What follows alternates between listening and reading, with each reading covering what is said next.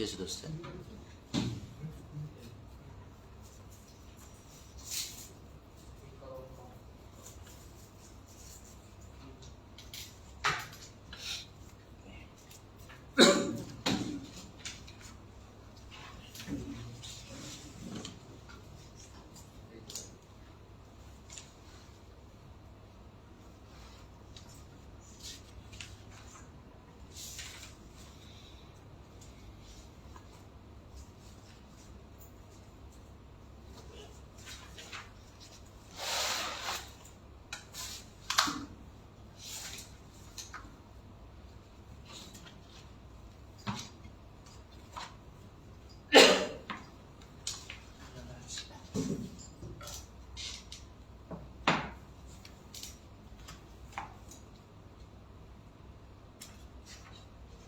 Bismillahirrahmanirrahim. Innal hamdalillah nahmaduhu wa nasta'inuhu wa nastaghfiruh wa na'udzu billahi min shururi anfusina wa min sayyiati a'malina. May yahdihillahu fala mudilla lahu wa may yudlil fala hadiya lahu.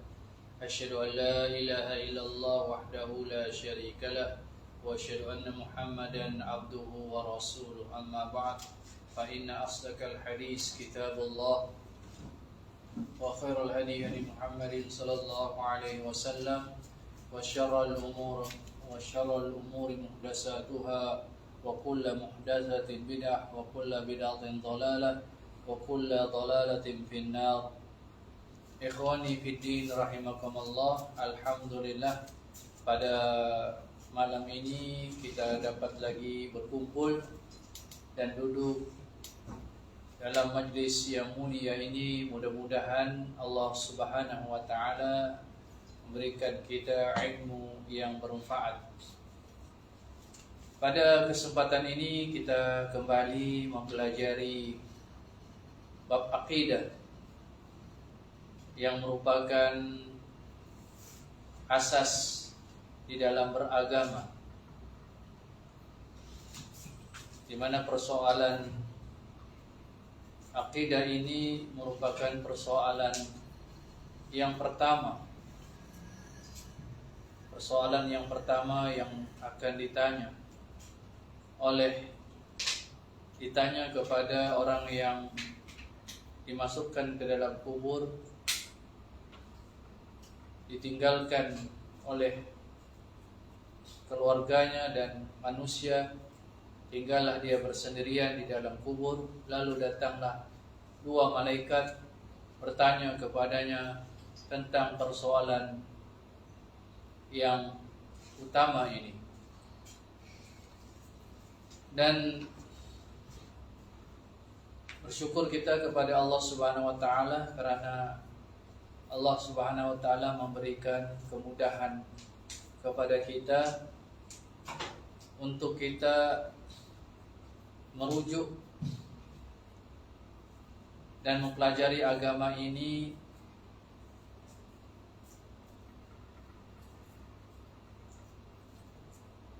yaitu merujuk kepada apa yang ditulis oleh para ulama yang menjadi sebagai warasatul anbiya, dan mereka telah meninggalkan khazanah ilmu yang perlu kita pelajari dan ambil faedah-faedah yang ada di dalam kitab-kitab para ulama. Alhamdulillah, pada malam ini kita kembali mempelajari kitab yang ditulis oleh ulama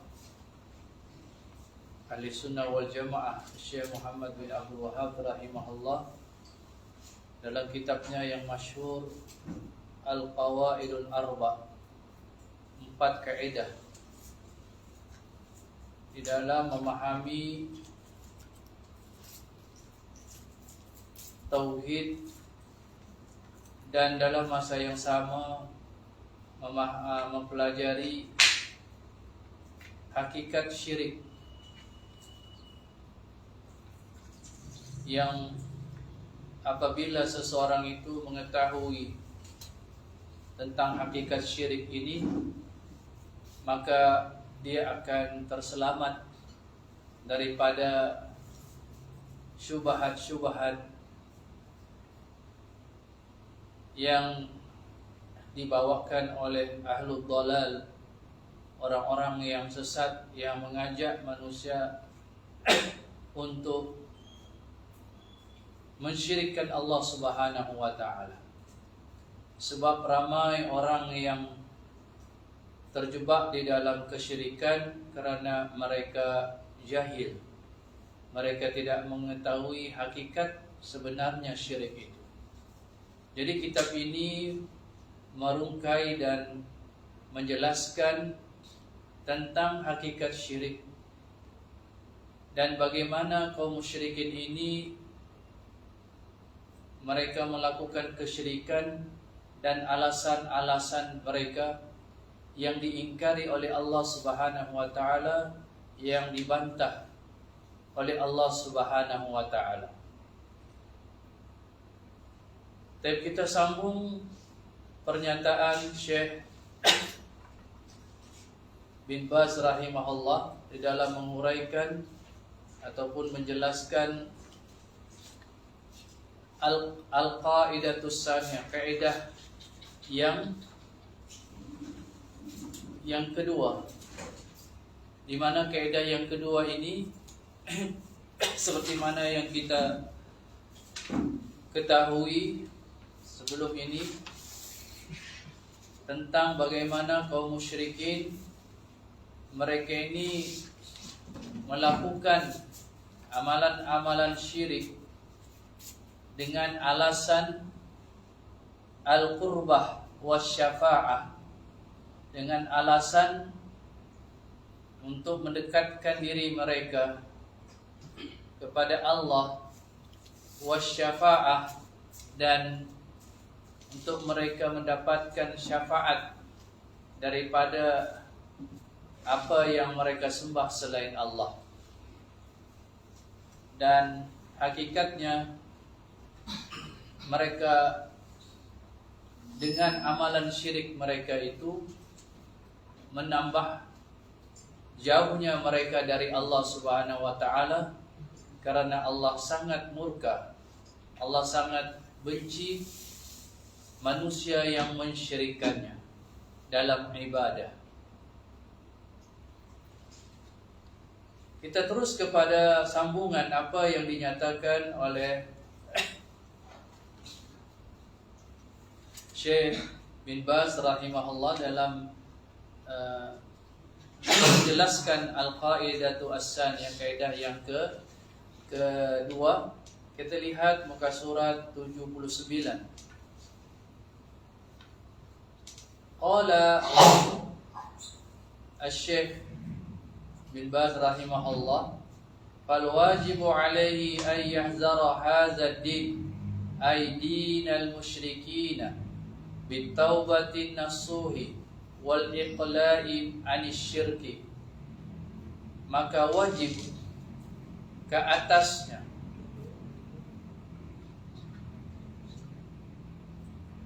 untuk meninggalkan agama ini, yaitu agama kaum musyrikin. Jadi sesiapa yang melakukan amalan-amalan syirik ini, maka hendaklah dia meninggalkannya, yaitu dengan taubat nasuha, maknanya taubat yang sungguh-sungguh, wal iqla' anisyrik, dan dia meninggalkan dengan segera kesyirikan tanpa ditangguh-tangguh. Karena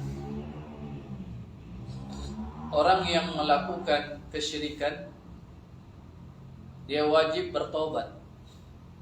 Seperti mana juga orang-orang yang melakukan dosa-dosa besar, dia wajib bertobat dengan tobat nasuha.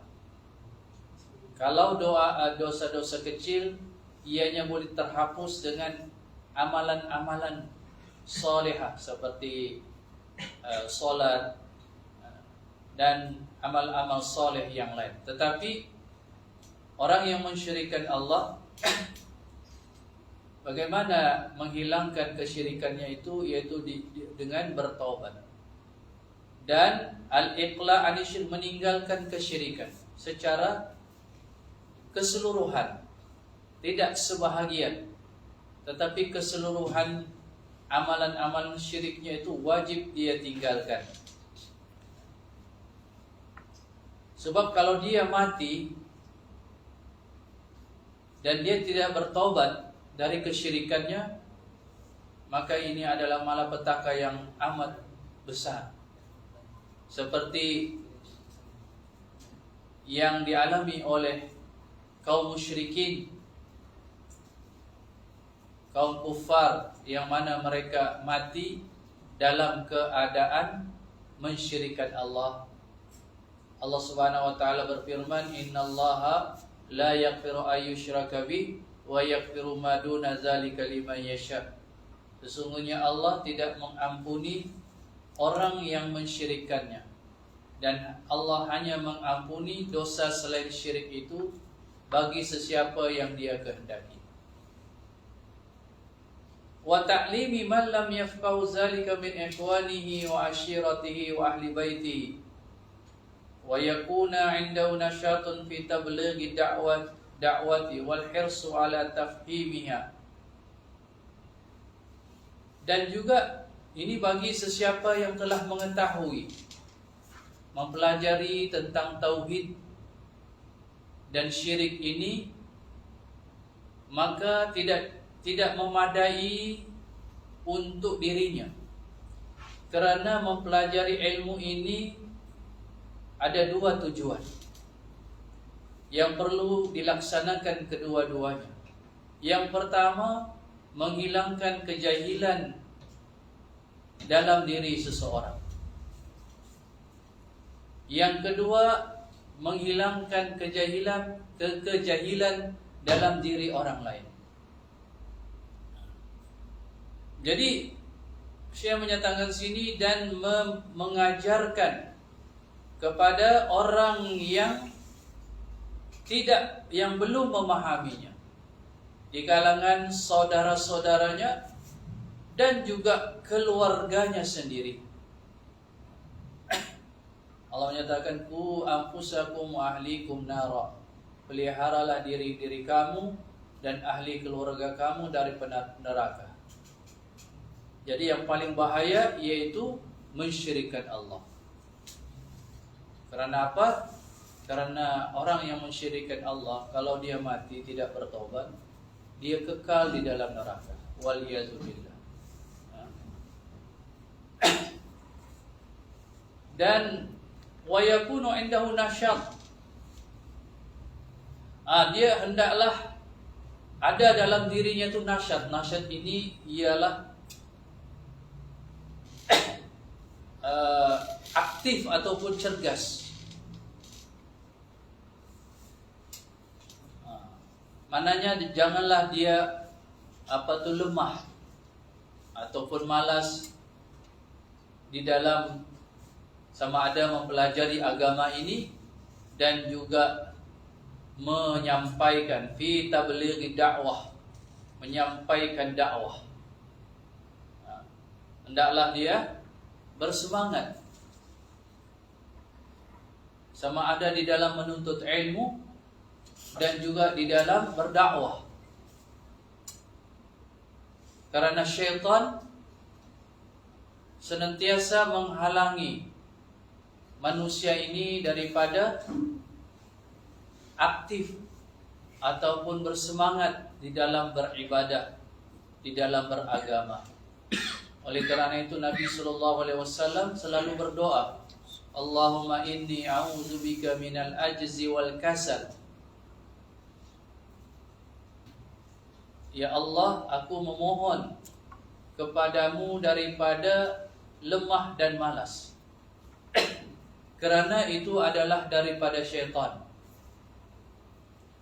Dan ada faedah yang kami dapat ketika baru-baru ini kami daurah artinya bermajlis ilmu dengan syekh yang datang, dan kitab yang dibentangkan dan dibahaskan adalah kitab yang sudah kita pelajari, yaitu Al-Usul As-Salasa di antaranya.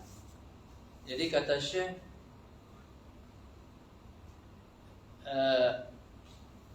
kita ini sebagai penuntut ilmu hendaklah senantiasa mudarasah. Mudarasah ini yaitu saling belajar, belajar dan mengajar, belajar, mempelajari, saling murajaah, mengulang kaji. Maka itulah ilmu. Bukan apabila kita dapat gelaran, misalnya doktor, kita tidak lagi menuntut ilmu. Al-Imam Ahmad rahimahullah, ketika usianya sudah begitu tua, dia masih memegang pen dan kitab. Maka dikatakan kepadanya, wahai Syekh, engkau umurmu sudah menjangkau begitu tua, mengapa engkau masih memegang pen? Maka jawab Al-Imam Ahmad bin Hanbal rahimahullah, adkhulal ilma hatta adkhulal qabr. Aku menuntut, atlubul ilma hatta adkhulal qabr. Aku menuntut ilmu sehingga aku ini masuk kubur. Sebab ilmu ini merupakan ibadat. Ibadat itu titik akhirnya adalah al-maut. Jadi ada faedah yang kami dapat dalam majlis yang kami hadiri baru-baru ini. Kata Syekh, dia tengok ada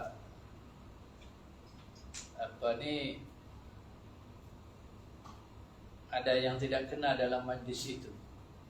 Dia pun menyatakan satu faedah. Dia kata, innan nu'as minasyaitan. Sesungguhnya mengantuk, maknanya dalam apa tuh, pelajari ilmu ini, duduk dalam majlis ini adalah daripada syaitan. Nah, semua terus semua terus buka mata. Buka mata. Jadi syaitan ini dia sentiasa menghalang dan melemahkan manusia.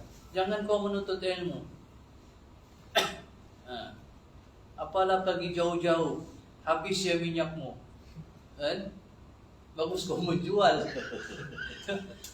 Ada lagi untung depan mata lagi. Ini syaitan punya bisikan. Alah, jangan kau pergi sana. Berapa orang saya di sana? Kan? Bagus pergi stadium. Belum sepak. Ramai lagi orang di sana.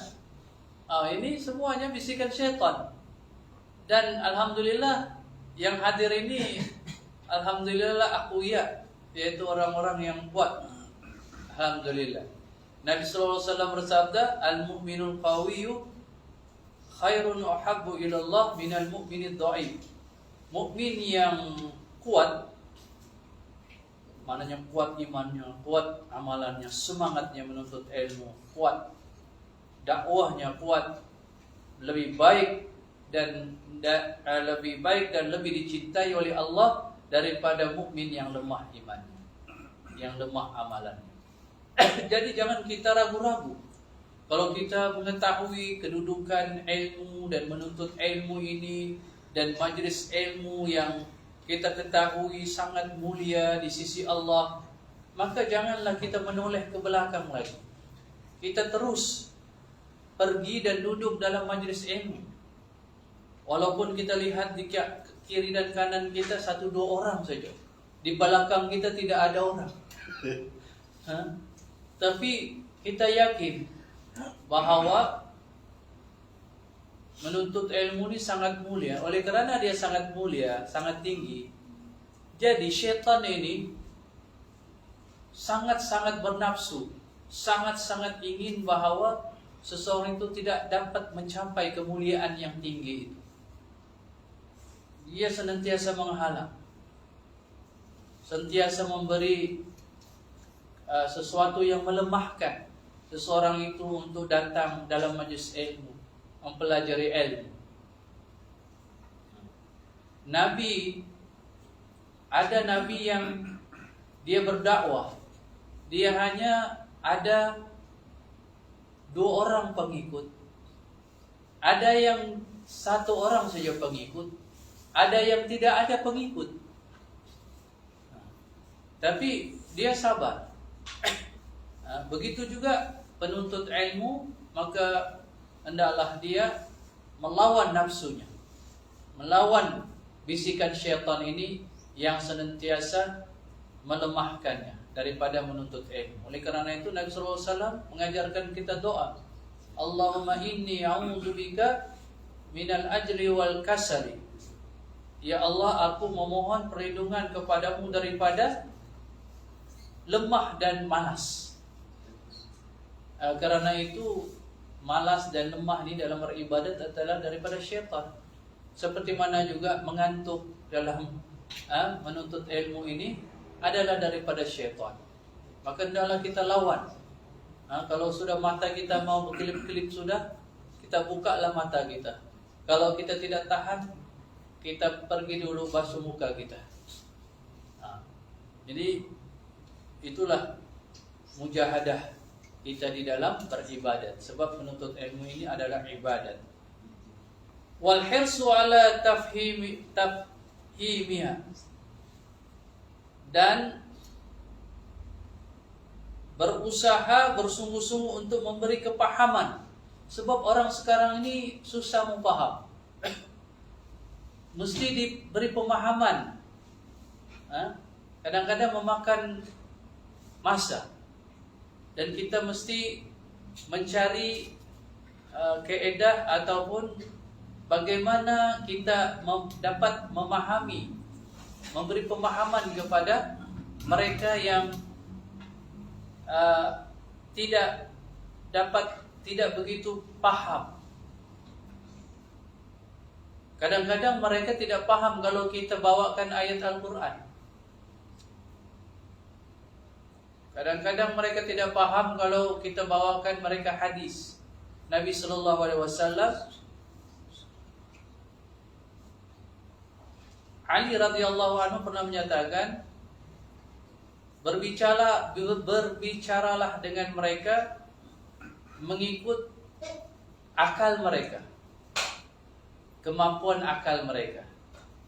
Jadi kalau kita melihat ada orang yang, kalau kita sampaikan ayat Al-Quran, hadis Nabi SAW, mereka pun tidak paham, boleh kita memberi pendekatan dengan perkara-perkara yang akal mereka boleh menerima.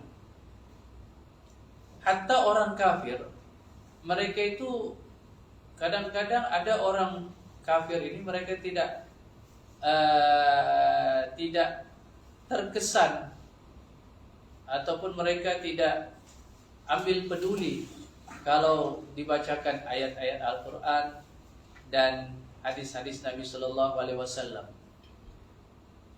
Jadi bagaimana caranya? Caranya diantaranya ialah dengan memperlihatkan kebaikan Islam di hadapan mereka. Tidak mengajak mereka kepada Islam, tetapi memberi contoh yang baik, akhlak yang baik, kan? Sehingga mereka itu tertarik dengan Islam. Tapi kadang-kadang mereka takut untuk menerima Islam, sebab dia melihat orang-orang Islam ini ganas. Perilaku mereka itu tidak seperti mana yang dituntut dalam ajaran Islam. Jadi ini juga diantara bentuk dakwah, dengan memperlihatkan kebaikan-kebaikan Islam dalam diri seorang muslim, sehingga orang-orang yang bukan Islam tertarik dengan Islam. Jadi bersungguh-sungguh memberi kepahaman.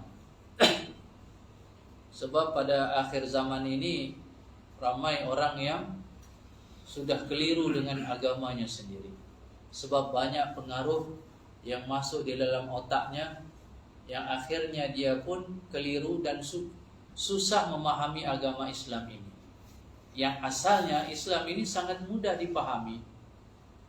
Oleh kerana itu para ulama menulis kitab-kitab dan mensyarahkan, menguraikan apa yang ditulis oleh ulama-ulama terdahulu.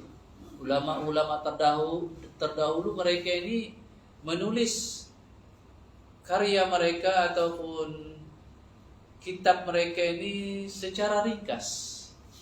Sebab ketika itu belum banyak pengaruh yang buruk. Jadi ketika itu masyarakat mudah memahami. Tapi apabila fitnah telah menjadi banyak dan tersebar, maka masyarakat Islam susah untuk memahami agama mereka. Oleh kerana itu para ulama mereka bangun dan mensyarahkan kitab-kitab ulama-ulama terdahulu yang ditulis secara ringkas, kemudian dijelaskan, dihuraikan. Walhamdulillah. Jadi maknanya bersungguh-sungguh. Nabi SAW bersabda, ihris ala ma yanfa'uk, bersungguh-sungguhlah kamu untuk mendapatkan perkara-perkara yang memberi manfaat kepada kamu. Itu adalah umum. Sama ada perkara-perkara duniawi dan juga perkara-perkara ukhrawi. Dan perkara-perkara ukhrawi tentulah lebih kita utamakan untuk kita bersungguh-sungguh. Ada orang yang bersungguh-sungguh untuk mendapatkan dunia, sehingga pikirannya pun fokus kepada dunia. Maka Nabi mengingatkan, ta'isa abdu dinar, ta'isa abdu dirham. Celaka orang yang menghambakan dirinya kepada dinar. Celaka orang yang menghambakan dirinya pada dirham, yaitu harta. Sehingga manusia seperti ini menjadi rakus dan tidak pernah merasa puas. Jadi hirs, kesungguhan tentulah diutamakan pada perkara-perkara ukhrawi. Allah menyatakan wal akhiratu khairu wa abqa. Akhirat itu lebih baik dan lebih kekal daripada dunia. Kita di dunia ini makin hari sebenarnya makin dekat kepada kematian dan makin jauh daripada dunia. Tetapi kebanyakan manusia walaupun makin hari dia meninggalkan dunia, tapi dia kejar juga dunia. Dia tidak dapat kejar sebenarnya, sebab dia terus meninggalkan dunia dan mendekatkan akhirat, yaitu kematian. Jadi seorang muslim hendaklah dia bijaksana, hendaklah dia memenuhi keperluan hidupnya dan juga untuk dia beribadat kepada Allah Subhanahu wa taala. Baik. Wa anna qaulahum anna al-ilahata allati abaduha tuqarribuhum ila Allah zulfa wa annahum la yaqsiduna anna tanfa'u aw tadurru wa inna ma qasadu syafa'ataha wa taqribaha wa anna hadha huwa syirkul akbar. Dan perkataan mereka Dan perkataan mereka ini, yaitu kaum musyrikin ini, bahwa sembahan-sembahan yang mereka sembah itu dapat mendekatkan mereka kepada Allah. Ini alasan. Dan mereka tidaklah bermaksud, maknanya tidak meyakini bahwa apa yang mereka sembah itu ia dapat memberi manfaat kepada mereka ataupun memberi mudarat kepada mereka. Mereka tidak beribadat dengan tujuan itu, tapi mereka beribadat kepada sembahan-sembahan mereka itu. Innama qasadu syafa'ata wa taqriba. Sesungguhnya yang mereka inginkan ataupun tujuan mereka beribadat kepada sembahan-sembahan selain Allah itu adalah untuk mendapatkan syafaat daripada mereka dan untuk mendekatkan diri mereka kepada Allah. Wa anna hadza huwa syirkul akbar. Namun perkara yang mereka lakukan itu sebenarnya adalah syirik akbar. Sebab mereka memohon, meminta kepada selain Allah dalam mendapatkan syafaat, minta syafaat daripada mereka dan mendekatkan diri mereka kepada Allah dengan menjadikan sembahan-sembahan mereka ini sebagai perantara di antara mereka dengan Allah. Ini sebenarnya adalah syirik yang nyata. Qaunuhum qasadu taqribaha ila Allah wa syafa'ataha 'indahu fasarafu lahal ibadata fahadza huwa syirkul akbar. Keadaan mereka yang bertujuan dalam ibadat mereka itu, yang mereka tujukan kepada selain Allah untuk mendekatkan diri mereka kepada Allah dan untuk mendapatkan syafaat di sisi Allah. Lalu mereka palingkan, mereka tujukan sembahan itu kepada selain Allah. Maksudnya ini baik, ya? Tetapi amalannya tidak baik. Amalannya bukan lagi tidak baik, tapi menghapuskan semua amalan kebaikan. Jadi amalan itu ada dua syarat diterima oleh Allah. Yang pertama adalah ikhlas. Walaupun amalan itu dikerjakan dengan betul, mengikut syariat dan sunnah Nabi SAW, tapi kalau tidak dikerjakan dengan tidak ikhlas, maka amalan itu tidak diterima. Begitu juga kalaulah qasad dan niatnya baik, tapi amalannya itu tidak sesuai, tidak ataupun menyelisihi syariat dan sunnah Rasulullah SAW, maka amalannya mardud, tidak diterima oleh Allah. Seperti mana dalam hadis Nabi SAW, man amila amalan laisa alaihi amruna fahuwa raddud. Siapa yang melakukan suatu amalan yang amalan itu tidak ada dari syariat yang dibawa oleh Nabi SAW, maka amalan itu adalah mardud, tertolak, maknanya tidak diterima di sisi Allah Subhanahu wa taala. Taqaddama tafsilu syafa'a wa anna syafa'ata syafa'atan. Telah disebutkan syafaat ini, maknanya ada syafaat yang apa? Yang al-musbatah, yang disyariatkan ataupun yang dibenarkan.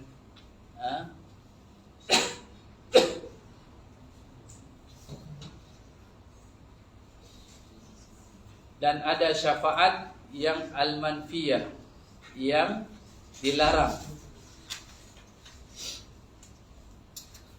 Ada syafaat yang dilarang. Baik. Kemudian dinyatakan sini wa anna syafa'ata syafa'atan, bahwa syafaat itu ada dua bentuk. Syafa'atun mardiyah wa hiya allati ya'zanu Allah biha wa yardaha kasyafa'atil nabi li ahli al-mawqif hatta yaqdi Allah bainahum biiznihi subhanahu wa syafa'ati fi ahli tauhid hatta yadkhulul jannata biiznihi wa ridha. Ini syafaat yang mardiyah, maknanya syafaat yang diredai, yaitu syafaat yang Allah izinkan dan Allah redai. Jadi syafaat ini sebenarnya adalah milik Allah, bukan milik Nabi, bukan milik sesiapa. Tapi syafaat ini adalah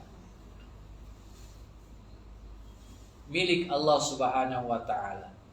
Jadi syafaat itu tidak akan berlaku kecuali setelah mendapat izin daripada Allah dan dia meredainya. Seperti syafaat Nabi sallallahu alaihi wasallam yang Allah izinkan untuk Nabi memberi syafaat kepada ahli mauqif,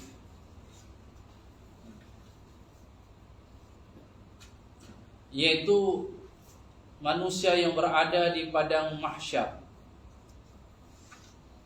yang mana mereka ini berada dalam keadaan yang sengsara karena begitu lama tempoh mereka berada di padang mahsyar itu. Maka mereka ini pun tidak tahan. Mereka ini pun pergi kepada beberapa orang para nabi. Pertama mereka pergi kepada Nabi Adam alaihissalam, dan Nabi Adam pun tidak dapat memberi syafaat karena dia pun malu kepada Allah karena dia ada melakukan kesalahan. Kesalahannya bukan pun banyak. Kita nih banyak kesalahan pun masih juga kita sikit-sikit untuk beristighfar ataupun bertobat. Dan di dalam hadis, di antara cabang keimanan itu ialah wal haya syu'batu minal iman. Malu itu satu cabang daripada keimanan. Malu yang mendorong seseorang itu meninggalkan perkara yang dilarang oleh Allah. Ataupun dengan malu itu dia mengerjakan perintah Allah.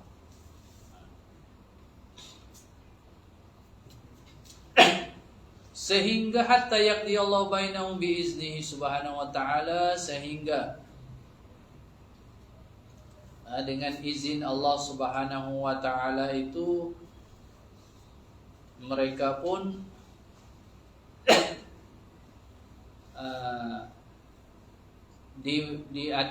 dimulakanlah perhitungan amalan. Itu diantara syafaat khusus bagi Nabi sallallahu alaihi wasallam. Syafaat yang khusus bagi Nabi sallallahu alaihi wasallam. Jadi syafaat itu ada beberapa bentuk. Di antaranya ialah syafaat yang khusus yang Allah berikan khusus kepada Rasulullah sallallahu alaihi wasallam, yang disebutkan oleh Syekh bin Baz rahimahullah. Ini adalah syafaat al-kubra, al-uzma, yaitu syafaat baginda sallallahu alaihi wasallam kepada ahlul mauqif, yaitu manusia yang berada di padang mahsyar untuk dijalankan urusan pengadilan di antara mereka. Dan inilah yang disebut sebagai al-maqamul mahmud, yang kita apabila kita selepas azan kita baca doa, Allahumma rabba hadhihi da'wati tammati wassalatil qa'imah ati Muhammadan al-wasilata wal fadilah wa ba'asu maqaman mahmudan allati wa'adta. Dan bangkitkanlah dia baginda sallallahu alaihi wasallam pada hari kiamat dengan maqam yang terpuji yang engkau janjikan, yaitu maksudkan maqam sini dengan syafaat, yang syafaat dari Allah Subhanahu wa taala dibagikan kepada Nabi sallallahu alaihi wasallam supaya manusia ini dimulakan urusan pengadilan mereka setelah mereka begitu lama berdiri dan menunggu di padang mahsyar. Itu yang khusus bagi Nabi sallallahu alaihi wasallam. Dan juga disebutkan oleh penulis di sini wasyafa'atihi fi ahli tauhid hatta yadkhulul jannata bi izni wa ridha, dan syafaat baginda sallallahu alaihi wasallam kepada orang-orang yang mentauhidkan Allah sehingga dengan syafaat itu mereka masuk syurga dengan izin Allah dan redha Allah. Ini juga di antara bentuk syafaat khusus baginda sallallahu alaihi wasallam terhadap ahli syurga supaya mereka masuk syurga. Dan sudah tentulah orang yang pertama masuk syurga adalah Rasulullah sallallahu alaihi wasallam. Juga syafaat yang khusus baginda sallallahu alaihi wasallam terhadap pakciknya Abu Thalib supaya diringankan azabnya. Dan yang seterusnya syafaat baginda sallallahu alaihi wasallam terhadap sekumpulan umatnya supaya mereka masuk syurga tanpa hisab. Nah, ini syafaat-syafaat ini khusus bagi Nabi sallallahu alaihi wasallam. Adapun syafaat yang dinyatakan sebagai syafaat umum ini, yang mana syafaat itu adalah setelah mendapat izin daripada Allah, syafaat itu diberikan kepada Rasulullah SAW dan juga mereka yang dipilih oleh Allah Subhanahu wa taala di kalangan para malaikat, para nabi dan orang-orang salihin. Di antara syafaat itu ialah syafaat terhadap orang-orang yang telah berhak untuk masuk neraka, tapi dengan syafaat Nabi sallallahu alaihi wasallam dan orang-orang terpilih, maka mereka tidak jadi masuk neraka. Nah, itu di antara syafaat umum yang dikongsikan bagi Rasulullah sallallahu alaihi wasallam dan juga dan orang-orang yang terpilih. Taib. Wa syafa'atun batilah, syafaat batilah. Maknanya syafaat yang tidak dibenarkan ataupun yang batilah. Wa hiya syafa'atul lati yatlubuha al-musyrikuuna min ghairillah, yatlubunaha minal anbiya'i awis salihin aw minal malaikati aw minal jinni aw minal asjari wal ahjari.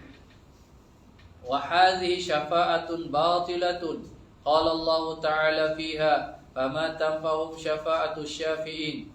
Al-Mudaththir ayat 48. Wa yaqulu ta'ala ma liz-zalimina min hamimin wa la syafi'i yuta'. Wa hadhihi syafa'atun batilah li'annahum talabuha min ghairillahi wa tawassalu ilaiha bisyirki fasarat batilah. Syafaat batilah ini yaitu syafaat yang diminta yang diseru oleh orang-orang musyrikin kepada selain Allah, yang mereka memohonnya kepada selain Allah, sama ada para nabi ataupun orang-orang salihin, ataupun mereka memohon kepada malaikat-malaikat ataupun jin ataupun pokok-pokok dan batu-batu. Semuanya ini adalah syafaat batilah, syafaat yang ditegah dan dilarang oleh Allah Subhanahu wa taala. Allah Subhanahu wa taala berfirman tentang syafaat ini, tentang syafaat yang batilah. Fama tanfahum syafa'atus syafi'in. yakni pada hari kiamat orang-orang yang zalim itu tidak akan mendapati seorang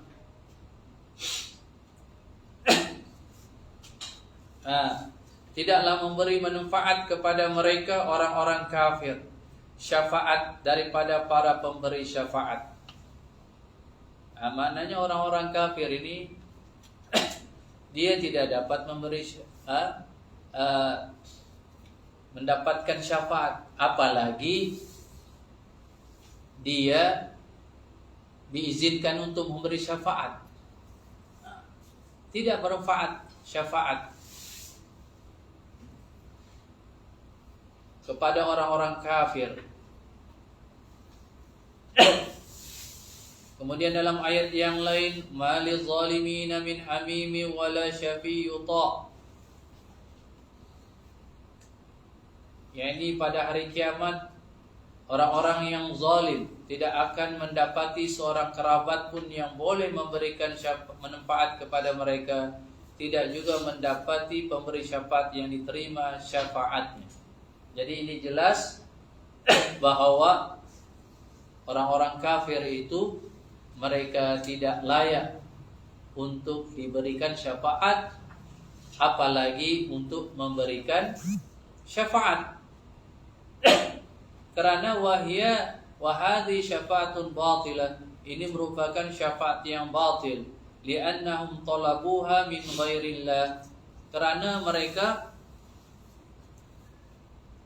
memintanya, memohonnya kepada selain Allah, dan mereka bertawassul. Mereka bertawassul kepada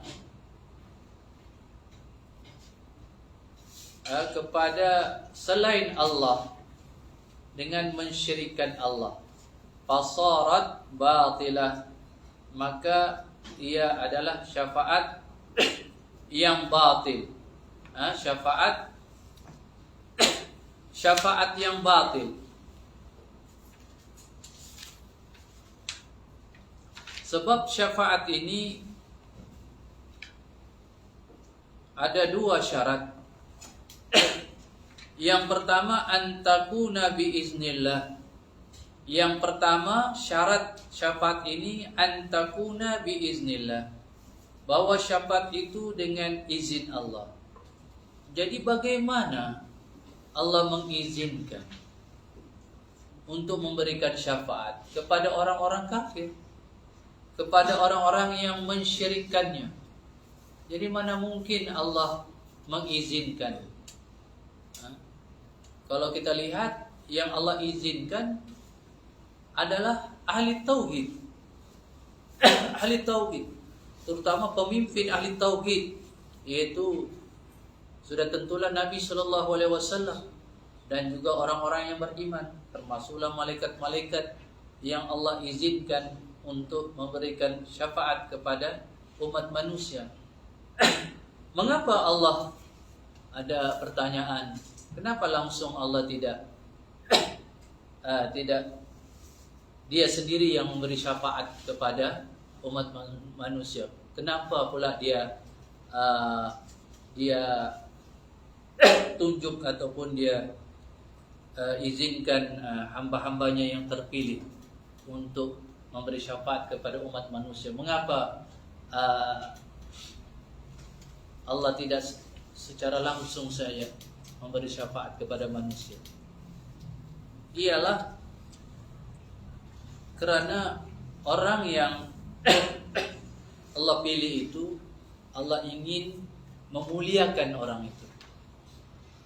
Allah memberikan dia izin untuk memberi syafaat takriman lahu, untuk memberi kemuliaan, dan supaya darajatnya itu menjadi lebih tinggi di sisi Allah Subhanahu wa taala.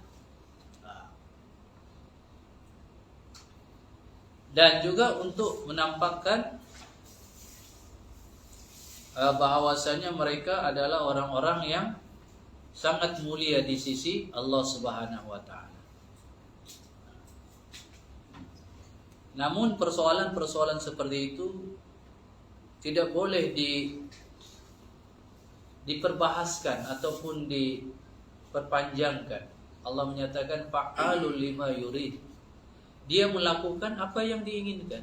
Tidak perlu ditanya bagaimana Allah, misalnya Allah Kenapa Allah tidak samaratakan bilangan solat? 4 rakaat semua. Solat maghrib, isya, subuh, zuhur, asar, 4 rakaat semua. Fa'alul lima yurid. Allah melakukan apa yang Dia inginkan. Kita tidak boleh mempertikaikan karena akal kita ini terbatas. Yang perlu kita persoalkan adalah amalan kita. Jadi itulah orang-orang yang mempersoalkan perkara-perkara yang gaib, misalnya tentang sifat-sifat Allah Subhanahu wa taala, maka mereka menjadi bingung. Mereka menjadi ragu-ragu dan bingung. Tidak ada jawabannya. Sebab jawabannya tidak ada. Bagaimanapun mereka cari, mereka singkapkah, mereka dalami persoalan itu, tidak akan mereka jumpa titik jawabannya. Sehingga mereka pun apabila mereka kembali kepada manhaj yang benar, yang mudah, yaitu manhaj as-salafus salih, mereka pun menjadi tenang. Dan ramai di kalangan mereka yang kembali ke dalam mazhab as-salafus salih, seperti Al-Imam Abu Hasan Al-Asy'ari rahimahullah. Jadi kalau ditanya apa mazhabmu, boleh kita katakan mazhabku mazhab Al-Imam Al-Asy'ari.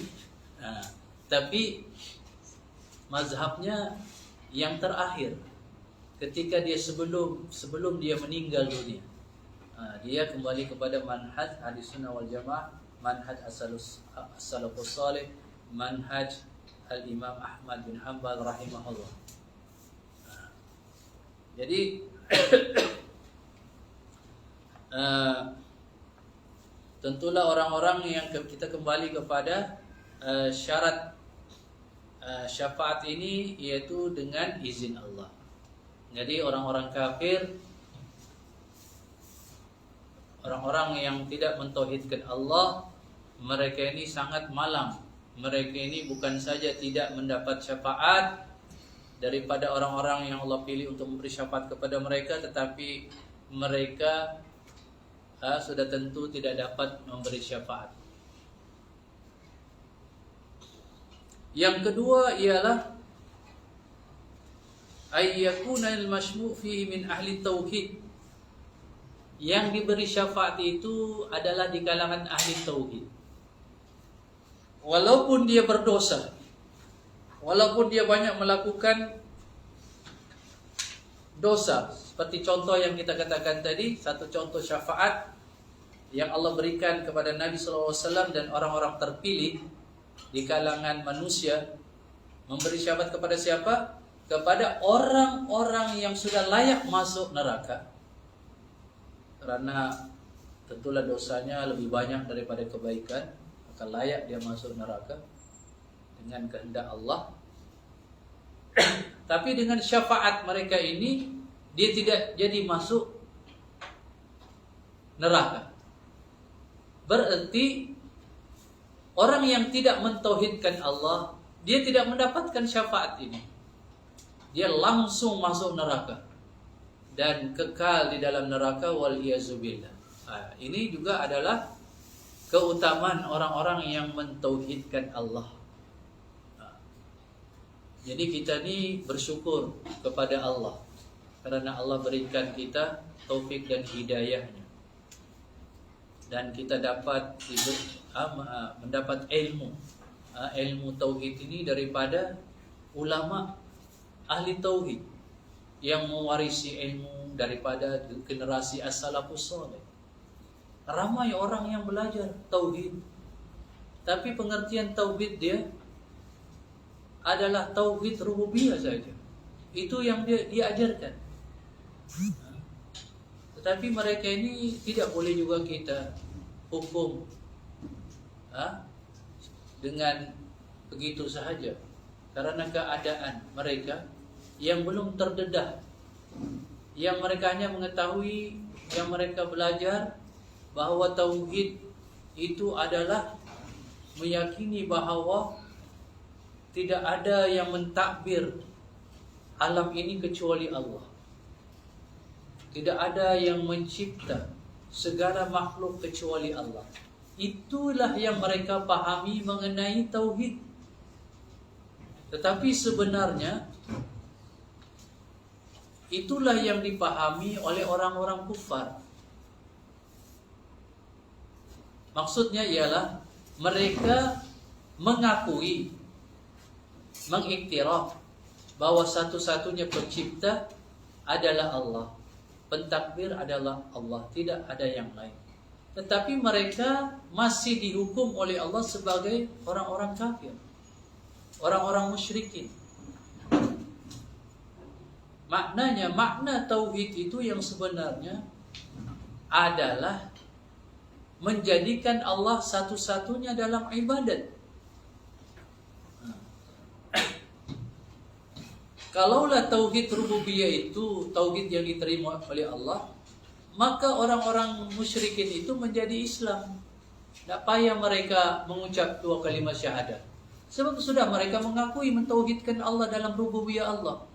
Allah itu satu-satunya pencipta. Tapi Allah mengutuskan para rasul sehingga Nabi terakhir, Nabi sallallahu alaihi wasallam, dan menurunkan kitab-kitabnya untuk menjelaskan kepada umat ini supaya mereka mentauhidkan Allah dalam ibadat mereka. Seperti mana juga mereka mentauhidkan Allah dalam rububiyah. Mereka mengesahkan Allah, tidak ada pencipta kecuali Allah. Menuntut mereka juga untuk mentauhidkan Allah dalam ibadat mereka. Iyyaka na'budu wa iyyaka nasta'in.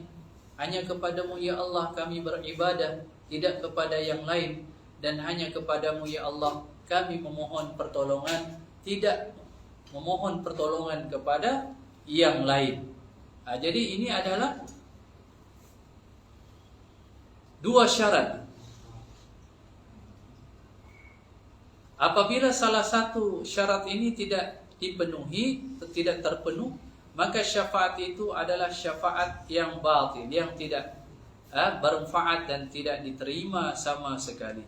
Allah Subhanahu wa taala berfirman, "Man zalladzi yashfa'u 'indahu illa bi'izni." Tidaklah orang yang dapat memberi syafaat kecuali setelah mendapat izin daripada Allah. Surah Al-Baqarah ayat 255. Kemudian Allah menyatakan, "Wala yashfa'una illa liman irtada." Dan mereka tidak dapat memberikan syafaat kecuali bagi sesiapa yang Allah redha. Yaitu siapa? Hatta orang-orang yang berbuat maksiat di kalangan ahli tauhid, mereka ini berpeluang untuk mendapatkan syafaat. Orang-orang yang berbuat dosa di kalangan ahli tauhid, mereka ini berpeluang untuk mendapatkan syafaat kerana Allah masih redai mereka.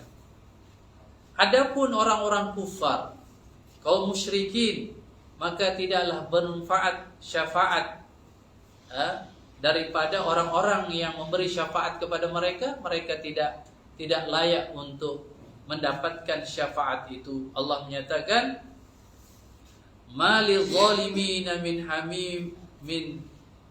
hamimi wala syafi'i yuta." Seperti mana ayat yang kita nyatakan tadi, maknanya ialah pada hari kiamat itu orang-orang yang zalim, mereka tidak akan mendapati seorang kerabat pun yang boleh memberi syafaat kepada mereka. Tidak juga mendapati pemberi syafaat yang diterima syafaatnya.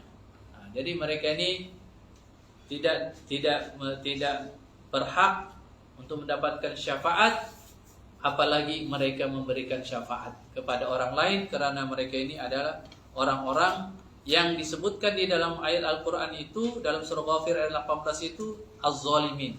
Jadi orang-orang yang kafir, orang yang musyrikin ini adalah orang-orang yang zalim. Zalim dalam arti kata kezaliman yang paling besar. Inna syirka la zulmun azim. Sesungguhnya kesyirikan itu adalah kesyirikan yang sangat besar,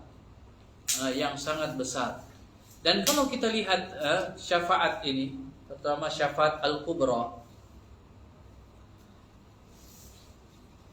di mana di antara syarat syafaat itu ialah tidak seseorang pun yang mendapatkan syafaat itu kecuali setelah dengan izin Allah. Hatta Nabi SAW, apabila ia ingin memberi syafaat kepada manusia di padang mahsyar pada hari kiamat, apa yang Nabi SAW lakukan?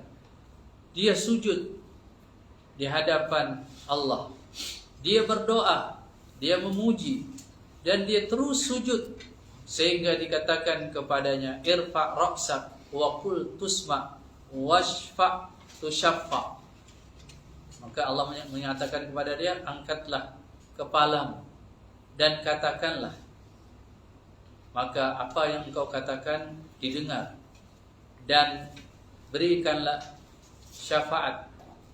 Maknanya Allah mengizinkan untuk Nabi SAW untuk memberi syafaat. Maknanya kalau Allah tidak izinkan, maka Nabi pun tidak dapat memberikan syafaat. Dan syafaat yang kedua tadi syaratnya ialah bagi sesiapa yang Allah redai, bagi sesiapa yang Allah redai, hatta usatul muwahhidin, orang-orang yang berbuat dosa di kalangan ahli tauhid, mereka masih diredai oleh Allah dan mereka berpeluang untuk mendapatkan syafaat daripada Nabi SAW dan orang-orang terpilih di sisi Allah Subhanahu wa Ta'ala.